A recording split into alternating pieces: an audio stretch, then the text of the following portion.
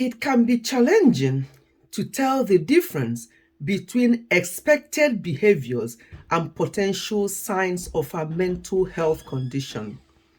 There's no easy test that can let someone know if there is mental illness or if actions and thoughts might be typical behaviors of a person or the result of a physical illness.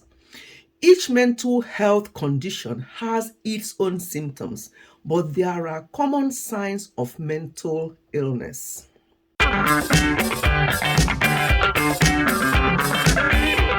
Hello, everyone. Welcome back to Ifechi Health and Wellness. Today, we are looking at signs of mental illness. I want to divide this first bit into two: adults and adolescents.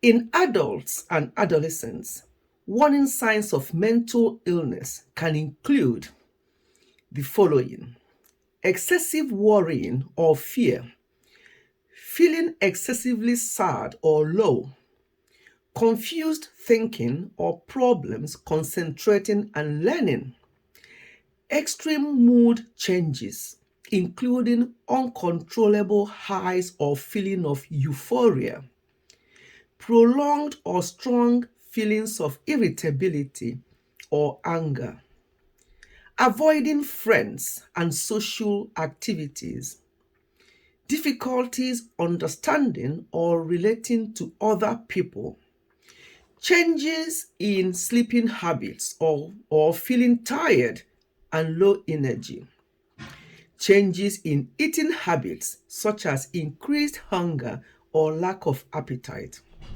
changes in sex drive, difficulty perceiving reality, that's delusions or hallucinations, in which a person experiences and senses things that don't exist in objective reality, inability to perceive changes in one's own feelings, behavior, or personality, that's lack of insight,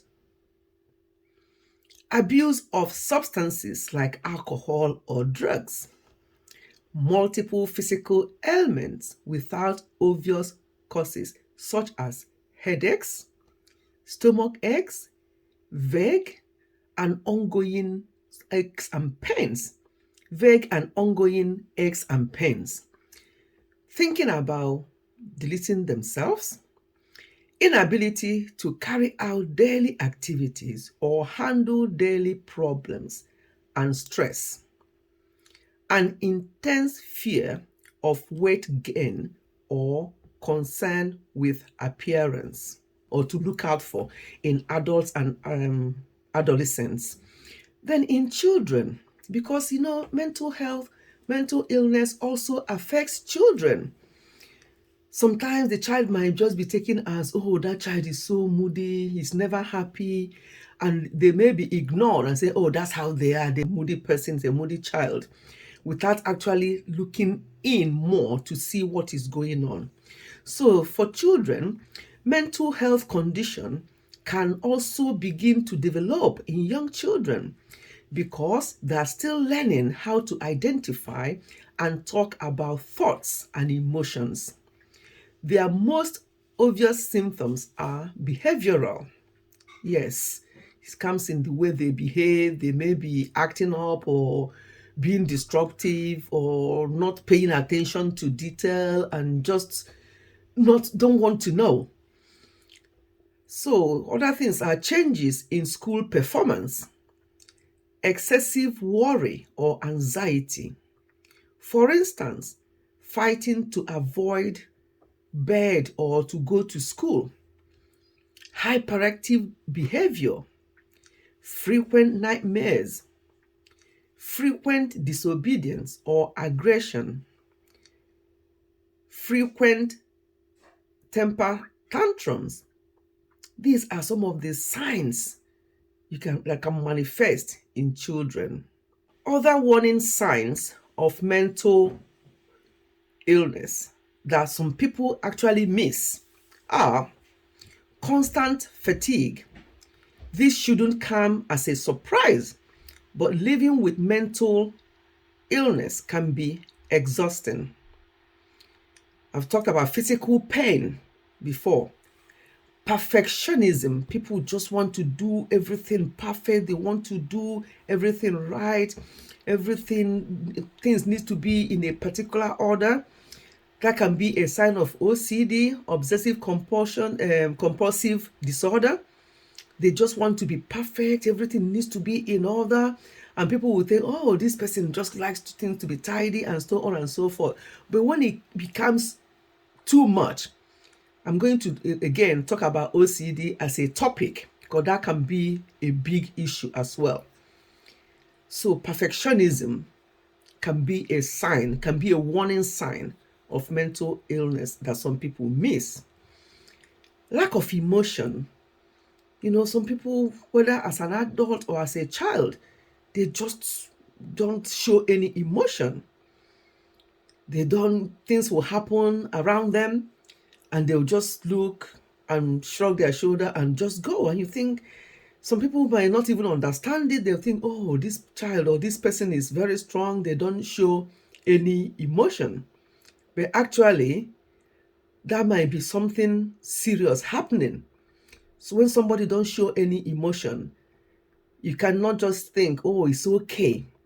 Because lack of emotion can be a common symptom of mental illness that isn't always talked about.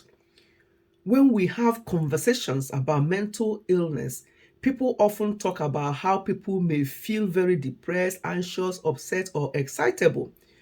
None of these experiences are invalid, but there's a need to acknowledge that people can also experience something of the exact opposite. That is nothing, blankness, or just nothing, not feeling anything about things around them. For example, if one is depressed, you may find yourself less interested in activities that you used to enjoy or even the people around you. The next one is avoidance. That's another warning sign, avoidance. Everyone has times when they might avoid a certain task or even certain people for a variety of reasons. Procrastination, stress, or lack of interest. Developing a pattern of avoidance, however, can sometimes be a sign of a deeper issue. People with panic disorders, for instance, may repeatedly avoid certain situations that may trigger their panic attacks. Avoidance can also be seen in people with bigger mental health issues like schizophrenia, who experience delusions. For example, someone experiencing a delusion may feel convinced to their core that a certain object, person, or activity is evil or will cause harm to themselves or to others. For some people with mental illness, avoidance can become a coping strategy. If you avoid XYZ, then you don't have to face the challenges that might come with it, so they think. This usually leads to a person setting hard limits on what they can and can't do, often making their symptoms even worse. So these are some of the warning signs of mental illness developing. So when somebody that you know starts changing in certain ways, and this is not normal for them, especially if they just started acting up and some of these signs I just listed here, you started noticing something like this, don't just leave it and just don't ignore it. Try and ask more questions. Try, if it's somebody that is close to you, like your family member, try and seek for help, especially if it continues and appear to be getting worse. Then please make sure that you help the person out to go and check themselves out. In my last video, I mentioned that stress is not considered a mental illness, but obviously the way we react and cope with so much activities or so much things placed on them, on us,